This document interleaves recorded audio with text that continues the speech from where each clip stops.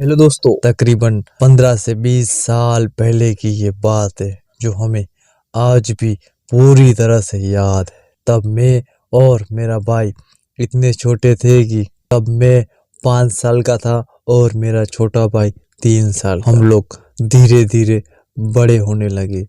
मैं, मेरा भाई, माता पिता और हम सब दादा दादी के साथ उसी गांव में बड़ी खुशी से रहते थे। हर तरफ मानो प्यार, खुशी, हरियाली और गांव का भरपूर सहयोग की भावना थी। दुख का आना जाना था, पर कभी भी किसी को भी दुख का हमारे गांव में किसी को भी कोई भी अनुभव नहीं था। दोस्तों, पूरा गांव जैसे एक परिवार की तरह लग रहा था। सबकी छतें भले अलग थी, लेकिन सबका दिल एक ही था। दोस्तों, मेरे दादाजी उस गांव में सबसे बड़े थे और सब लोग इनकी बहुत इज्जत सम्मान करते थे।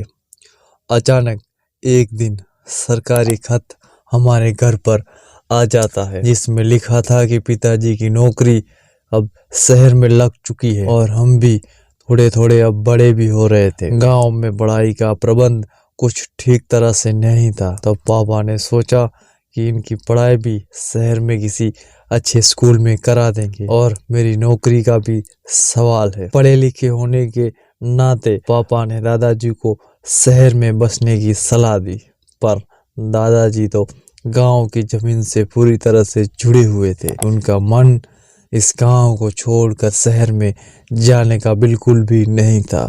पर दादाजी थोड़ा घबरा से गए, परंतु बाद में वो मान भी गए। दोस्तों, कुछ दिनों के बाद ही हम शहर में आ जाते हैं। यहाँ सब इतना आसान नहीं था हमारे लिए। जिस तरह से हमने गांव में अपनी जिंदगी गुजारी थी, वैसे यहाँ पर हमारे लिए बहुत ही मुश्किल पड़ रहा था। गांव में हाल पूछने के लिए आस पड़ोस के लोग थे, मानो पूरा गांव। शहर में तो ऐसा कुछ भी नहीं था। जैसे हम शहर में तो आ गए थे, लेकिन हमारी आत्मा, हमारा दिल अब भी हमारे गांव में ही रहा था। शहर में तो हम सिर्फ और सिर्फ अपना शरीर ही लेकर आए थे। दोस्तों, टाइम बीतता गया और हम अब स्कूल भी जाने लगे। पापा का काम भी शुरू हो गया था। कुछ सालों आराम से बीत जाते हैं दोस्तों। तभी अचानक ही मेरी मम्मी की तबीयत थोड़ी खराब होने लगती और गांव कुलधरा की यादें भी हमें बुलाने वाली न्यूज़ नहीं। शहर की चमक दमक, हर आइटम ही गांव से 4 से 5 गुना शहर में महंगी बिकती थी। और ये रोज के इतने महंगे खर्चे, ऊपर से माँ की तबीयत भी अब थोड़ी और ज्यादा खराब होने लगी थी। वो खुद ही अचानक एक दिन चल बसती है। हम सब दोस्तों इतने निराश होकर बिखर जाते हैं कि हमने अपनी पढ़ाई चल रही थी, जैसे तैसे हमने वहां से अपनी पढ़ाई पूरी की। दादाजी गांव की यादों में ही पूरी तरह से खोए रहते थे और महंगाई ने भी हमारी कमर मानो पूरी तरह से तोड़ रखी थी। दोस्तों, शहर में हमारी स्थिति अब बिगड़ने भी लगी थी। हम खुश होकर भी पूरी तरह से अब खुश नहीं थे। हमारी पढ़ाई पूरी तो हो चुकी थी, लेकिन कुछ टाइम के लिए मानो 30 से 35 दिन हमें कोई इतना काम शहर में नहीं था। तब हमने गांव जाने का मन हो चुका था। सोच रहे थे कि गांव में एक बार जाकर अपना घर बार देख लेते हैं, साथ ही सबको अपने गांव में सबको मिल भी लेंगे। हम गांव के लिए दोस्तों अब निकल चुके थे। रास्ते में ही अजीब सी बातें लोगों द्वारा हमने सुनी। लोग कहते थे कि वहां पर मत जाओ, वहां अब कोई भी नहीं रहता, वहां तो सिर्फ और सिर्फ अंधेरा ही रह गया है। हमने सुना ये सब लोग क्या बोल रहे हैं। तब हमने पूछा कि भाई साहब, कुलधरा की बात कर रहे हो ना? तब उन्होंने कहा हाँ भाई हाँ, और ये नाम बड़े जोर से मत लो, आराम से बोलो, हम कुलधरा की ही बात कर रहे हैं। ये सब सुनकर हम बड़े हैरान हो चुके थे। सब क्या हो रहा है? सुनने में तो हमें भी बड़ा अजीब लगा था। तो जाने का मन तो हमारा था ही, भला हम जाते क्यों ना। हमारा गांव जो था, हम गांव के आसपास अब पहुंच भी गए थे। जब हमने दूर से गांव को देखा तो हमें इतना भयानक अंधेरा, पूरी तरह से चारों ओर खामोशी और सहमी सी आवाजें, चारों तरफ टूटे फूटे घर और सिर्फ सन्नाटा ही था। दूर दूर तक हमें कोई भी नहीं दिखाई दे रहा था।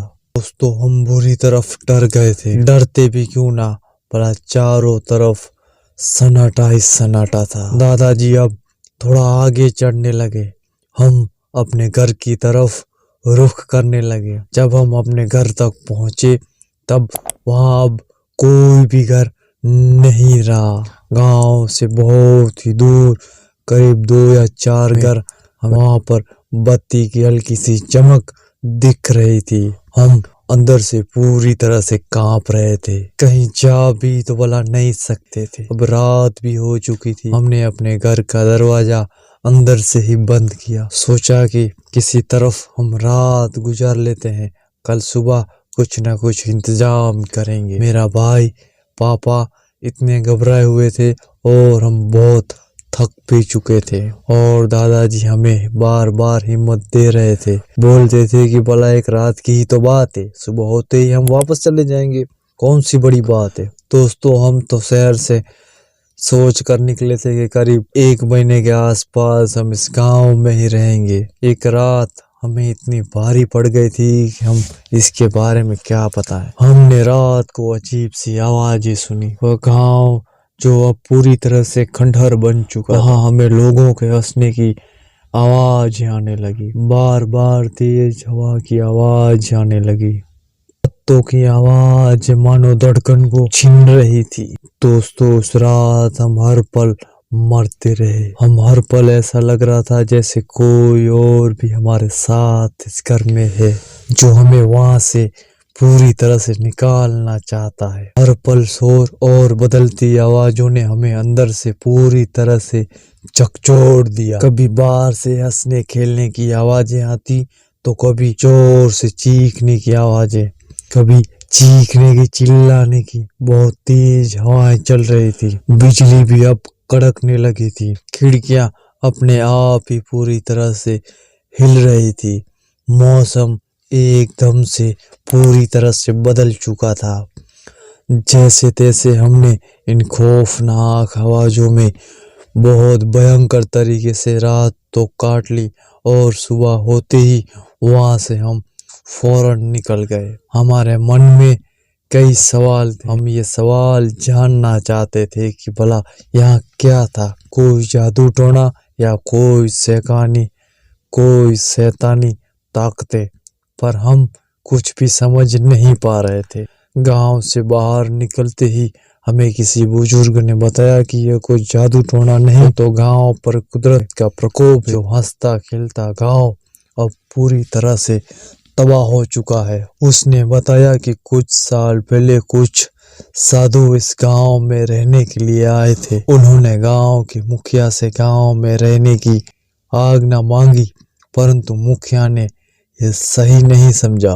मुखिया ने उनको वहां पर रहने की आज्ञा नहीं दी, जिसमें साधु क्रोधित हो गए और इस गांव को श्राप देकर निकल गए। जिस धरती पर दया धर्म नहीं रह सकता, वहां पर कोई भी अब नहीं रह सकता। उस दिन के बाद ये गांव पूरी तरह से वीरान हो चुका था। उस दिन के बाद ये गांव वीरान होना शुरू हो गया और यहाँ पर कोई भी नहीं रह सका। तभी से यहाँ पर कुछ साधुओं का साया ही घूमता नजर आता है और कुछ नहीं। एक डर और भय ने अपनी जगह बना ली। बस यहीं से इस गांव की दास्तां सुनकर हम अंदर से पूरी तरह से टूट चुके थे। हमने हमारे गांव में इतने दर्द और खौफ की कभी कल्पना भी नहीं की थी। हम बेजान से शहर पहुंचे। कई दिनों तक वही आवाजें हमें महसूस हो रही थी। उस खौफनाक रात को हम कभी भी नहीं भूल पाएंगे। तो दोस्तों ये कहानी आपको कैसी लगी? ये कहानी अगर आपको अच्छी लगी तो इस वीडियो को फौरन लाइक कर दें। चैनल पर नए हैं तो चैनल को फौरन सब्सक्राइब कर दें और पास ही में बेल आइकन को प्रेस कर दें। दोस्तों ये कहानी कितनी सच्ची है इसकी पुष्टि हम नहीं करते हैं। हमारा उद्देश्य केवल आप लोगों तक मनोरंजन के जरिए इस कहानी को पहुंचाना। हम इस चैनल पर किसी भी तरह की अंधविश्वास को बढ़ावा नहीं देते और ये कहानी सच्ची होने की कोई भी हम गारंटी नहीं लेते। थैंक यू दोस्तों।